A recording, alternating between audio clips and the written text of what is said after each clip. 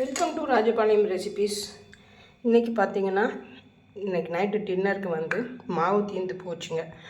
அந்த சிறுதானிய மாவு அவ்வளோதான் இருந்தது.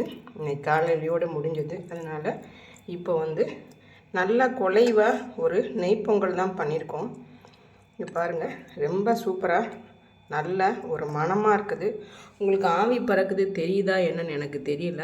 அவ்வளோ ஒரு சூப்பராக சாம்பாரும் இருக்குது, சட்னியும் இருக்குதுங்க. நைட் இதுக்கு மேலே என்னங்க வேணும்? அதனால் வந்து ஒரு நல்ல குலைவாக ஒரு நெய் போட்டு இந்த மாதிரி பொங்கல் பண்ணி சாப்பிட்டோம்னா அப்படி ஒரு அட்டகாசமாக இருக்கும்.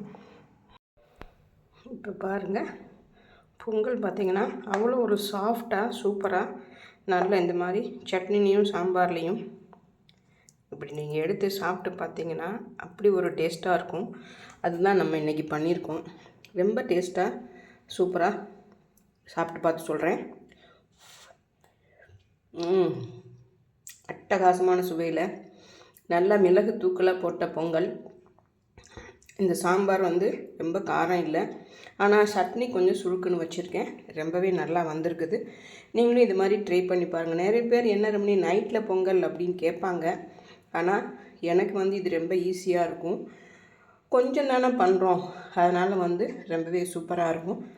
ஒரு சில ஃப்ரெண்ட்ஸ் வந்தாங்கன்னா தான் நான் காலையில் பண்ணுவேன். இல்லை எங்களுக்குன்னா நான் நைட்டு தான் பண்ணுவேன். ரொம்ப சூப்பராக இருக்கும். நீங்களும் ட்ரை பண்ணி பார்த்துட்டு எனக்கு கமெண்ட் பண்ணுங்கள். தேங்க்யூ.